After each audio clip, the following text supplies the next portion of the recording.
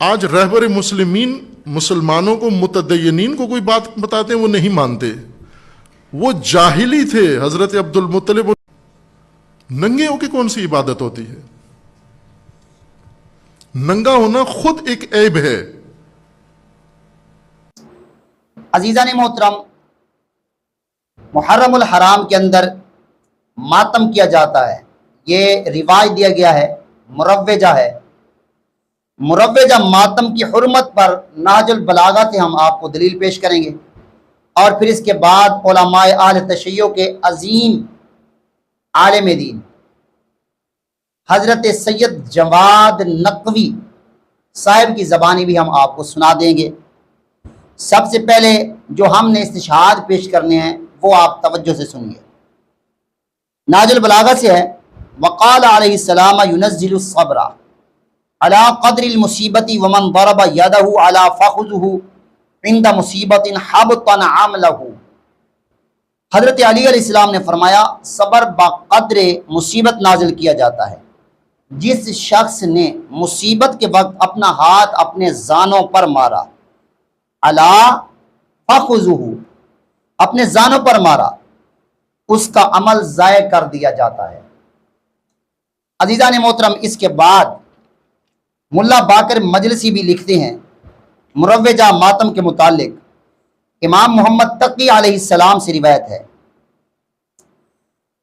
کہ امیر المومنین حضرت علی علیہ السلام نے فرمایا کہ ایک روز میں اور فاطمہ علیہ السلام حضرت رسول کریم صلی اللہ علیہ وآلہ وسلم کے پاس یعنی ان کی خدمت میں حاضر ہوئے. حضرت بہت رو رہے تھے. میں نے عرض کیا یا رسول اللہ صلی اللہ علیہ وسلم، میرے ماں باپ آپ پر فدا ہوں، آپ کے اس رونے کا کیا سبب ہے؟ آپ نے فرمایا اے علی، جس رات مجھے آسمان پر لے گئے میں نے اپنی امت کی چند عورتوں کو شدید عذاب میں مبتلا دیکھا اور میرا رونا انہی کی وجہ سے ہے. فرمایا کہ پھر آپ نے ان عورتوں کے بیان میں فرمایا جو عورت کتے کی صورت میں تھی اور اس کی دبر یعنی پخانے کی جگہ پر آگ ڈالی جا رہی تھی، وہ چلانے والی یعنی کہ نوح اور ماتم کرنے والی تھی اور حسد کرنے والی تھی. اللہ اکبر. عزیزان محترم، یہ دو دلیلیں ہم نے آپ کو پیش کی. اس کے بعد ننگے ہو کر عبادت کرنا کہیں سے بھی ثابت نہیں، اور ننگے ہو کر عبادت کرنا دور جاہلیت کے اندر خانہ کعبہ کی اطراف میں جب طواف کیا کرتے تھے لوگ تو ننگے ہو کر اور قربانی کرتے تو ان کا خون اور گوشت جو ہے وہ کعبہ بیت اللہ کی جو ہے دیواروں سے اس کو بالکل لیپ کر دیتے. عزیزان محترم، پھر اس کے بعد حضرت عبد المطلب رضی اللہ تعالی عنہ نے جب روکا تو ان کے روکنے پر رکے. وہ ذرا سنیے علماء اہل تشیع کے سید جواد نقوی صاحب کی زبانی. ننگے ہو کے کون سی عبادت ہوتی ہے؟ ننگا ہونا خود ایک عیب ہے.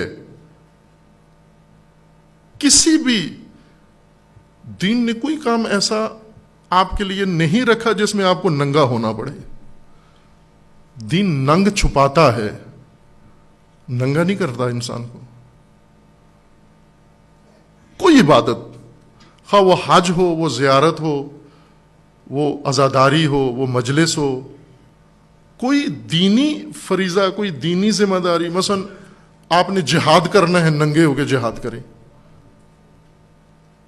آپ نے نماز پڑھنی ہے، نعوذ باللہ ننگے ہو کے نماز پڑھیں. حج کرنا ہے، ننگے ہو کے نماز پڑھ حج کریں. ننگا ہونا کہاں سے نکل آیا بیچ میں سے؟ یہ جاہلیت کی سنت تھی جو حضرت عبد المطلب نے ختم کی، پابندی لگائی اس کے اوپر.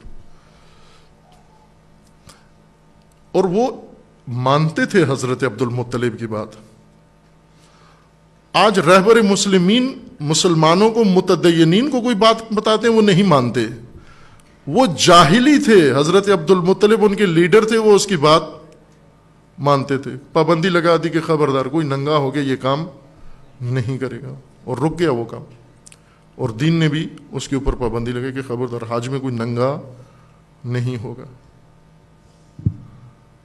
नंगा होना एक बेशर्मी है। अजीज़ान मोहतरम, आज भी हमने जनवाया है कि आखिर जो असल अहले तशय्युअ हैं वो कौन है। ये जो बीच में घुसे हुए हैं ये असल नहीं है। अल्लाह तबारक व तआला इनसे बचने की तौफीक अता फरमाए और सही उलमा के साथ इल्तिफात रखने की तौफीक अता फरमाए।